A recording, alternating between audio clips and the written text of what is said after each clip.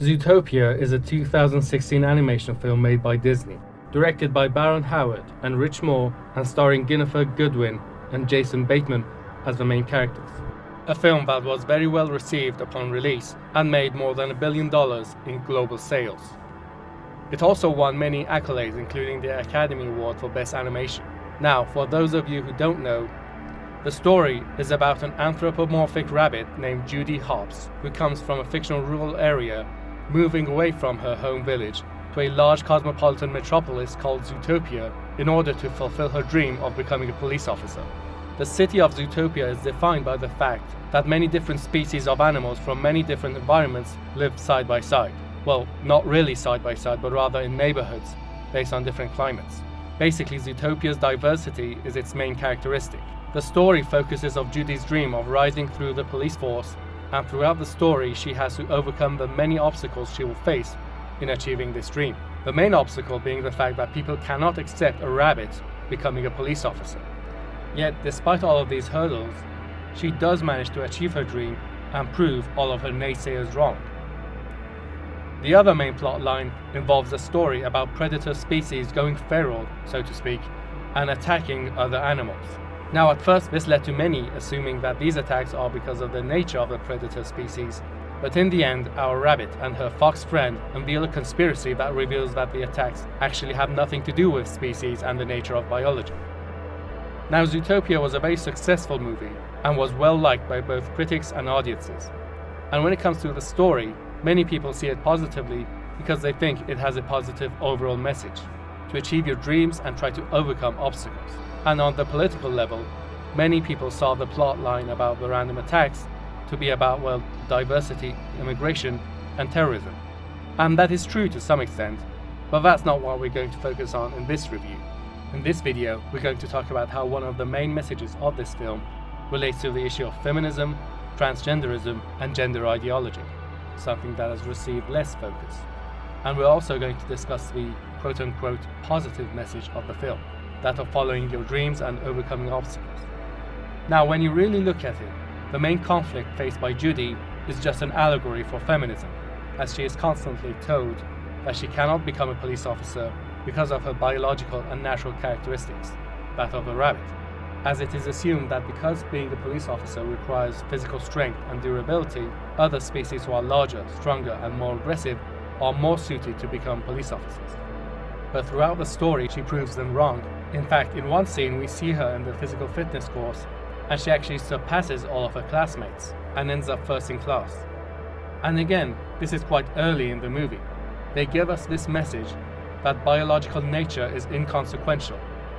Now, when it comes to police officers, where do we see this debate in our real life? It is, of course, between men and women. The idea that men are physically more capable and stronger, and thus more suited for jobs like police officer. And it's quite a clear allegory. In our case, the rabbit in Zootopia represents females, and the film tries to debunk this stereotype that one group is less capable than another group for certain roles because of its nature. The film is preparing its viewers, specifically its young, impressionable viewers, for such responses. So when a young girl tries to enter a physically demanding area of work and is inevitably confronted with responses like, well, because you're a woman, you're not best suited for this task, she will be reminded of Zootopia and how her favorite character was also given this response, but was proven wrong.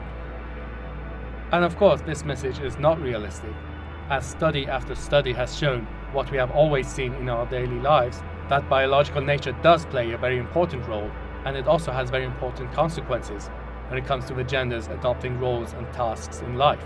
And that these consequences, especially when it comes to things like the military or law enforcement, can indeed be the difference between life and death. In the past few years, we have seen many of these consequences. One example which I'm going to show is from Sweden, one of the most feminist countries in the world, where 3 female police officers were sent to arrest a single man, but that man overcame all 3 officers. There are also examples of this difference in physical strength leading to deaths, especially because it seems that female police officers are more likely to resort to firearms to compensate for their lack of physical strength. So in the area of gender differences and feminism, Zootopia is sending a very clear message, and that message is that biological differences are not an issue and are not to be taken into consideration when it comes to decisions in life and the distribution of tasks and roles in society. But the next step of denying natural characteristics for genders is of course transgenderism. And therein lies one of the main messages of the film Zootopia, that you can be whatever you want. Now this is actually referenced more directly in the film, when we see that the film holds species as an allegory for gender. There is a scene where we have a baby weasel who wants to be an elephant, but the bigoted actual elephants won't accept her as an elephant. Now, our main character, who always holds the moral high ground in the film, comes to this weasel and tells him that his wish is actually valid. Yes, he can be an elephant, and there's nothing wrong with that. She then literally engages in police corruption to force the actual elephants to accept her as an elephant. Now, a minute later in the film, we realize that it was all a scam and that the weasel didn't actually want to be an elephant. So it could be that the film is secretly based, but it's more likely that Judy's message was true, it's just the guy who was a jerk and wanted to abuse it. So yeah, a weasel can be an elephant, a boy can be a girl, biology means nothing, nature means nothing, your physical realities mean nothing. This was the first episode of our new series called Dissecting Disney.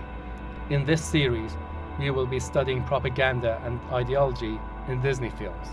So subscribe if you want to see new episodes, as well as other videos. Leave a comment and let us know what you think. Share this video if you liked it, and thank you all for watching. Goodbye.